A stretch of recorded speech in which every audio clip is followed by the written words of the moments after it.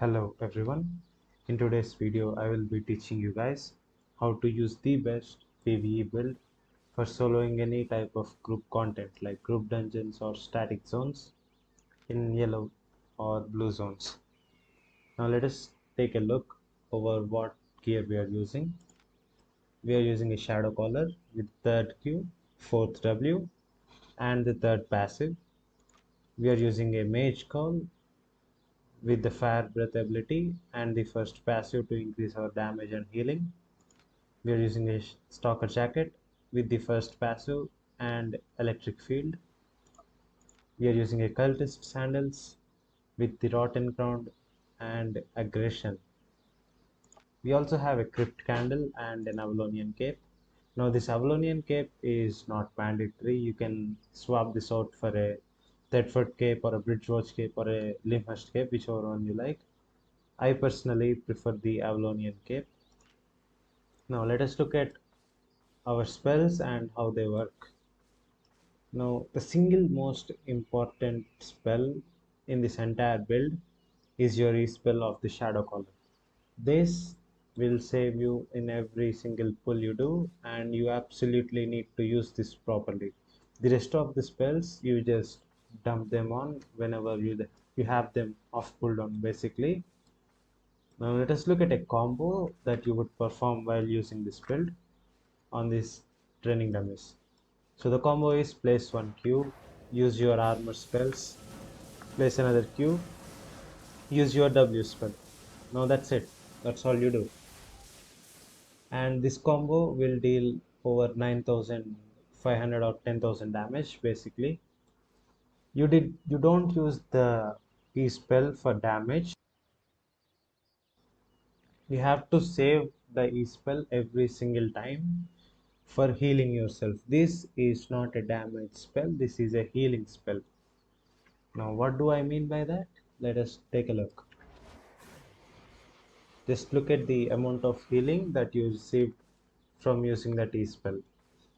So what the E spell does is it deals some amount of damage, and the amount of damage that is dealt to your enemies will be returned to you as healing. So this is a 100% life steal spell. So for example, I did 108 damage to these mobs on each tick and they gave me back 108 health. That is the effect of the shadow color. Now let us look at another really important piece, that is the cultist sandals. These cultist sandals are really important for our build as they increase the damage of every other spell we use. And this not only increases your damage, this also increases your healing also in a way. As you do more damage, the damage is converted into life steal, so your healing is also increased. So basically when you use the cultist sandals on your opponents, you steal more health of them than you would without using the shoes. So always combo your e-spell with your cultist sandals to get the most out of your e-spell. Another really crucial part of this build is the food buff. You can use a roast pork or a pure mist snapper, but roast pork would be optimal. If you are a player with really substandard gear as a 6.3 or a 6.4 for soloing group dungeons, you can use enchanted roast porks. This might be more expensive, but the lifesteal increase will help in the pulls. And the stalker jacket now. The stalker jacket, you don't need any overthinking or strategy to use it. Just dump everything at once when you have it off cooldown except for the E. It's not that complicated. It's not a really hard build. Now one thing you have to be careful of is the crypt candle. While using the crypt candle, you get a lot of bonus damage. If you look at this, I get 54% more damage from all of my sources. And this also reduces my defense by 22%. This makes you a lot squishier than a normal player. If your build can't handle the crypt candle, then you should switch over to a Hellion jacket setup. This will not work. For this to work, you should use a 8.3 stalker jacket with 100 specs. 8.4 is not needed, and this can be swapped out to a scholar call or something else if you're really facing high energy problems. The boots are mandatory, you need these boots, and obviously you need the shadow collar.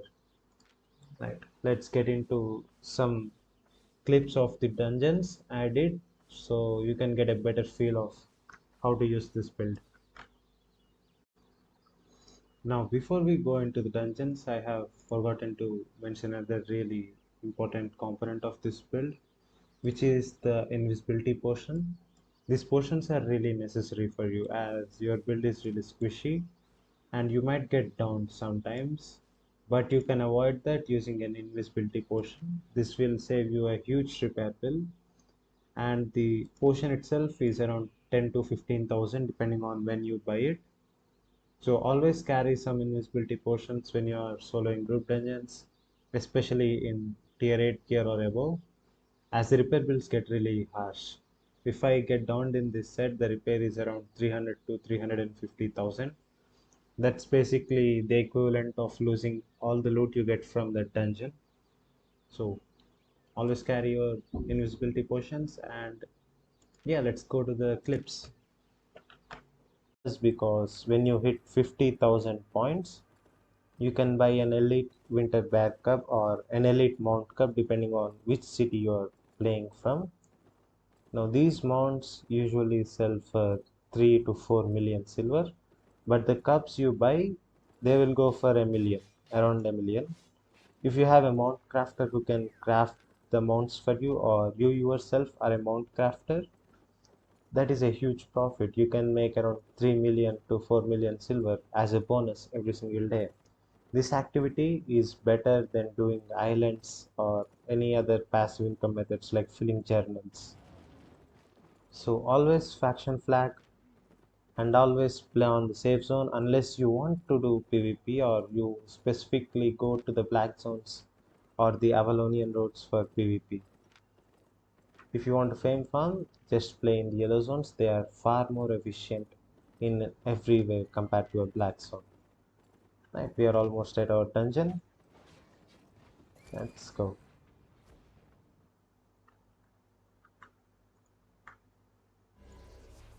Okay, we are in. Always eat your food before engaging the mobs. Now these trash mobs, they are nothing. You can just throw two Qs under them and use your beam.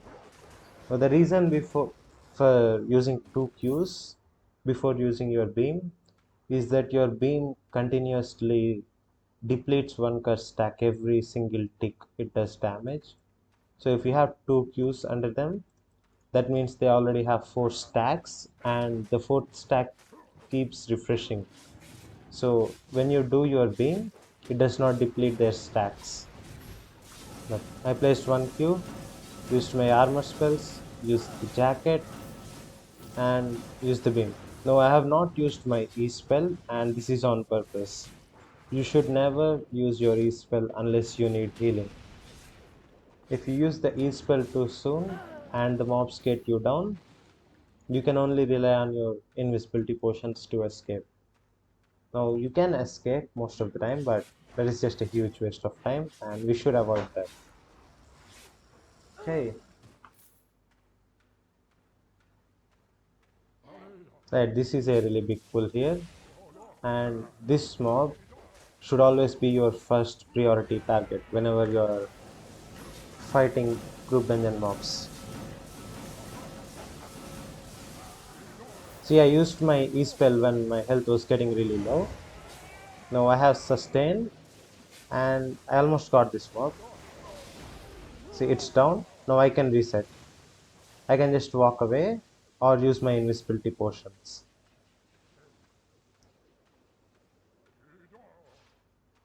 Oh, how long is this guy following? Okay. So we successfully reset the pull and all of our cooldowns are back. Now we don't have any waste of time except for the distance we walked. Now we can just pull these two together and after that we can kill them.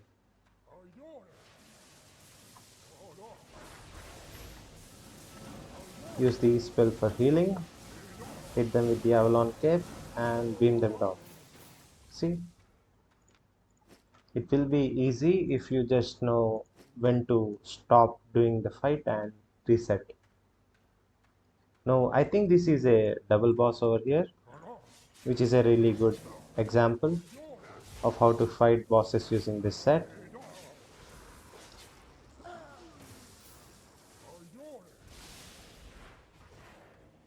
For doing small pulls like this, you don't even need your armor cooldowns. You can kill them just with your Q and W spells. Okay, so whenever you are fighting two bosses at the same time, you should always target the boss with the highest health pool, as your beam runs out whenever the target dies. Yeah, I'll show you what I mean later. Get them together, use your armor spells, and when you are at low HP, use the E spell for healing. Use the curse beam after they used their CC spells, so the beam does not get cancelled, basically. Now, while fighting double boss or any boss in general, it's important that you dodge all of these AoE attacks because they do a lot of damage and you can avoid that damage basically. So why take the risk? Now in 1 second I'll get my E back here. Got the E back, dodge the stun, and continue to beam this guy.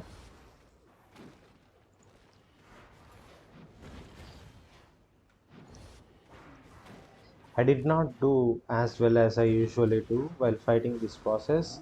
Since I was speaking throughout the whole thing, it's really uncomfortable doing bosses while speaking. So you can do better than this if you are playing normally. Let's see the loot. 30k. Okay, that was really bad. Damn. Right.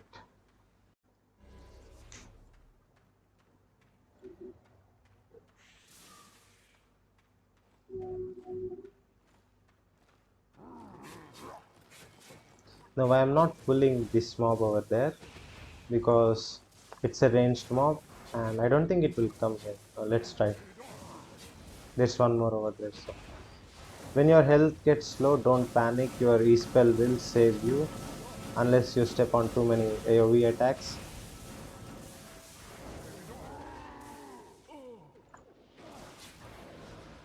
Look, we took on around 6 or 7 mobs over there, including those little wisps, and we finished the pull with full health and around 12 seconds on our cooldowns.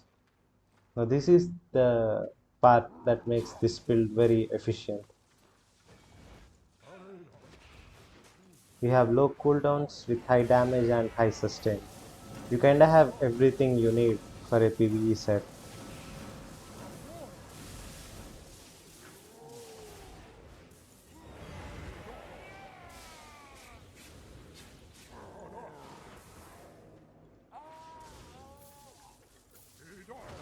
I still have my E-spell left, so I'm not in any real danger here. Right.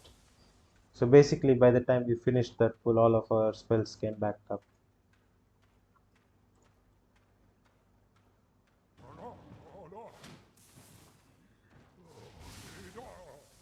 I'm not going over there because if that mob buffs up everything here, that will be a little too much for me. Don't pull more than you can handle.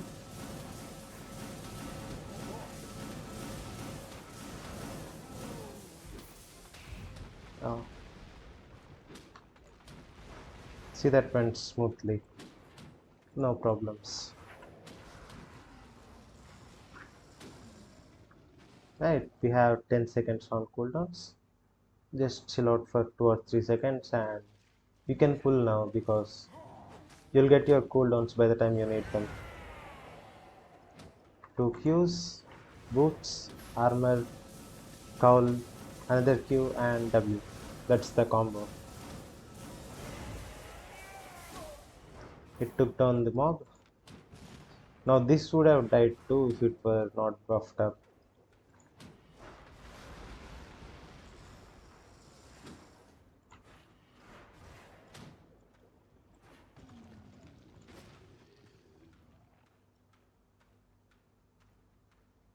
Right, we got another double boss over here. Now you should not do this if your build does not have ice specs basically. These are two really strong mobs.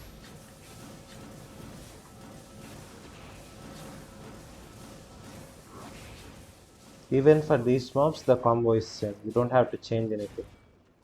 Just just hold on to your E spell until 40 or 50% of your health is lost. Like this. Just look at our healing. I'm not using any healing spells, but we get a lot of our health back because of the roast pork. Now, the armor spells are already back and we did not beat the E spell. Now I used the E spell to tank their AoE attacks. That's how much healing we can get from the E spell alone. Oh, 41k from a green chest is really good.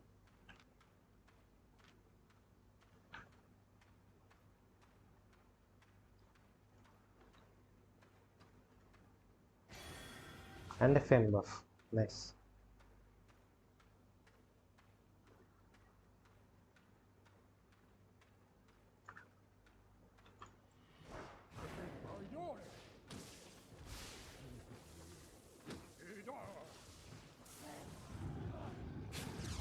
Right, I'm doing another really big pull. Might not be really big, but it's moderately big. Debuff them with the boots. Use your armor spells for damage. Use the E-spell when you're half dead. Still did not use my cape this time.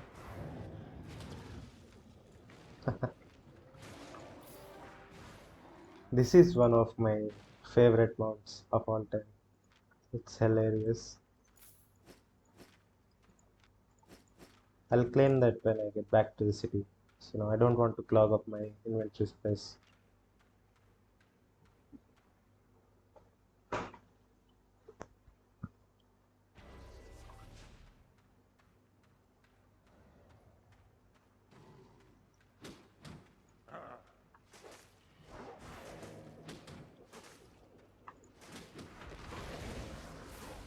I accidentally wasted my Avalonian cape here, but I don't think it's really necessary for keeper dungeons.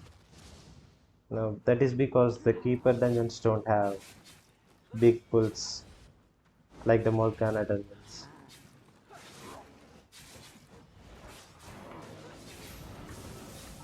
Oh, that guy is that's okay. That's fine.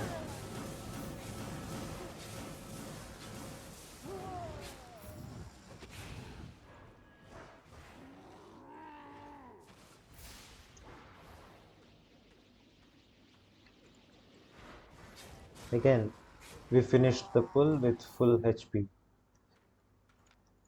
and this is far more effective than using a Hellion jacket.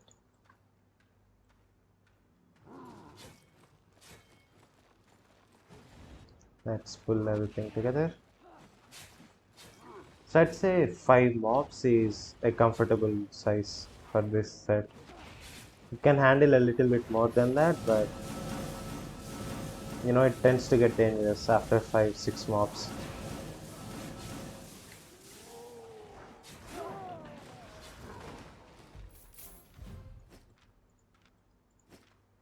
See, we already got 2500 points just from this single dungeon. Okay, so when you see this mob, don't pull more than it already has around it.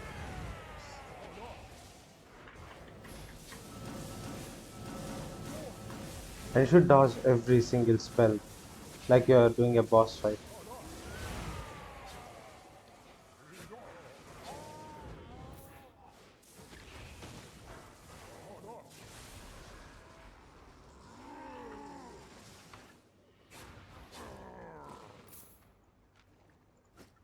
Now we just chill for 5-6 seconds for the E cooldown to reduce. After that, we can pull every single mob in this room, including the boss. Right? Don't auto attack to pull the mobs as it can proc the Avalonian Cape. Select the mob with the highest health pool, pull them together. Now you should not panic in this situation because your health is low. You'll be fine.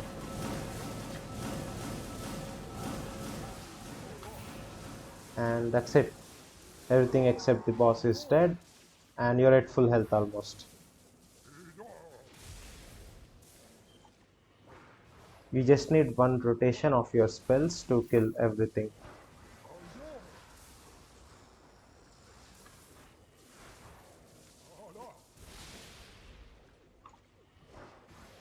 And the boss is down. Now this is a dangerous pull. As you know, these guys like to place AoEs all over the place.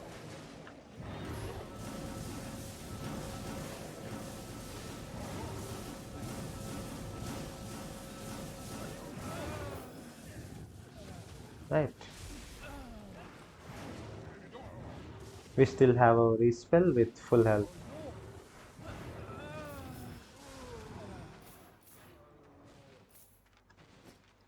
Now I will show you guys the Earth Daughter, but I will not engage it as it will lock the final chest if I don't kill it after touching it. Let's quickly kill these mobs.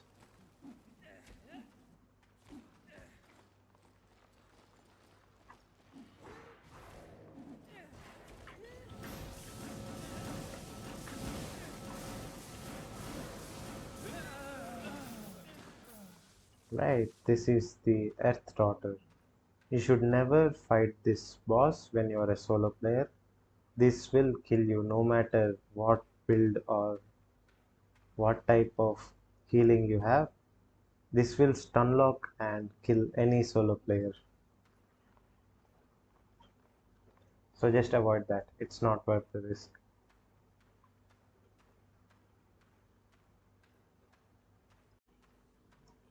Right, we got another epic boss in this one. This boss has a really interesting mechanic. So basically when you get close to it and it auto attacks you, it life steals off of you. So you should not stay close to it. After you do your DPS, stay back and kite it around. Use one Q, use the second Q, walk in, you have your Q available again, use it again, hit it with the Avalonian Cape and fall back. Now this attack is not dodgeable, you can't do anything about that. Let these wisps accumulate, don't kill them. I will tell you why you should not kill them later. It's a really nice trick.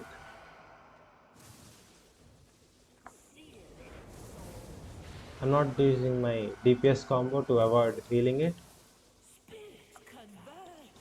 It will root me here.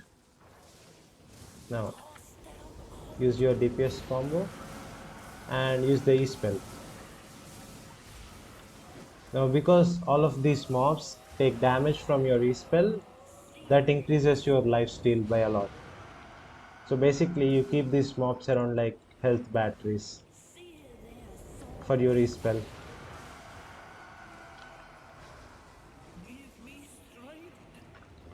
It's going to do another big smash and that's it.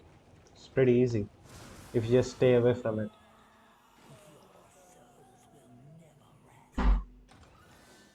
170k. Again, the loot is really bad today for some reason.